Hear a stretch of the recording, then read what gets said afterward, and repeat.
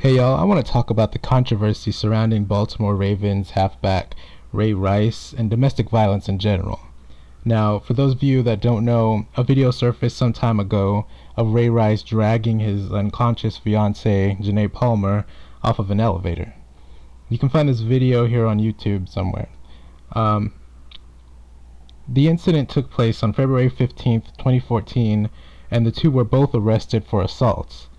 The police in this matter said they have video that takes place prior to the one shown online, and that it shows that the two parties involved had actually physically attacked each other on the elevator. Ray Rice was subsequently indicted on aggravated assault charges, while the charges against his fiancée were dropped.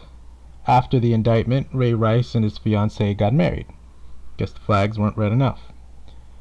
Ray Rice pled not guilty to the charges and settled the charges by entering a pre-trial program that would allow him to avoid jail time and eventually allow the charges to be cleared from his record. More recently, the NFL punished Ray Rice for violating their personal conduct policy by suspending him for 2 games and fining him $58,000. Now, because he will miss those 2 games, he will also be missing the opportunity to earn $470,000 for playing those 2 games. Now that we've got that out of the way, let's discuss the issue at hand. I personally felt that the NFL should not have punished Ray Rice at all. I know this goes against popular opinion, but allow me to explain. Our own justice system determined that Ray Rice's actions did not deserve a punishment, unless you consider this pre-trial program he's in punishment. But I do not. I don't see why the NFL feels it is justified in punishing Ray Rice if the justice system felt no punishment was deserved. Now, I'm not one to appeal to authority, but the court system does have some credibility. And the NFL does have an image to maintain, I know, but that's all this really was about. Maintaining the NFL's image. Specifically, their image through the eyes of women. Women are a demographic that the NFL is trying to reach out to, and it can't afford to undo all the progress it's made from their breast cancer awareness campaign. My initial reaction from the suspension was some shock. I didn't think they would actually punish him in any way. The idea seemed ridiculous. But the reaction from the general public was immense shock. Everybody wanted a harsher punishment.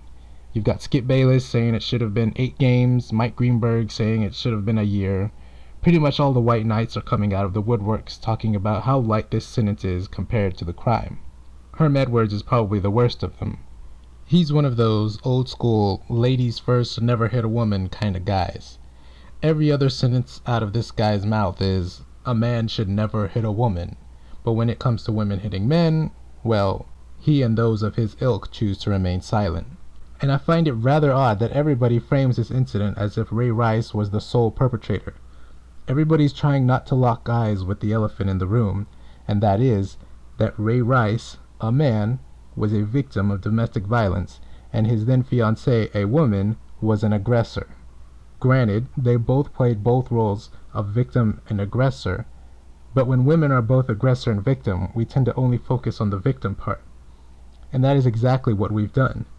The picture that is painted by the public and the media is one where Ray Rice is the muscular, savage woman-beater, and his wife is the innocent, loyal, battered woman. This image is completely wrong. This outrage directed toward the NFL and their punishment is very much biased. Where's the outrage against the light punishment received by Ray Rice's wife, Janae Palmer? As far as I know, and correct me if I'm wrong, she received no punishment by any entity.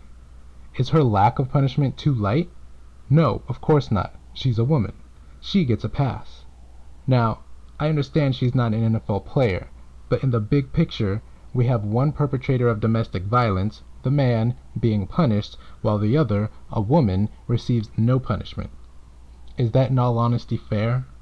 And don't give me the argument that he's a man, he's bigger and stronger. No, violence is violence, and when it goes unchecked, it encourages more violence. We have so many women in our society that realize the power they have. They can hit a man without any repercussions, and if a man does dare strike back, he'll be punished in some form or another, whether it be through the justice system or some Herm Edwards type of man rushing to her defense. Women's violence almost always goes unchecked. Some might say this is due to misogyny, but I think it's due to misandry. Society puts the well-being of women above that of men. If a man is a victim of domestic violence, he's expected to take it like a man. Can you imagine if we had that same expectation of female victims of domestic violence?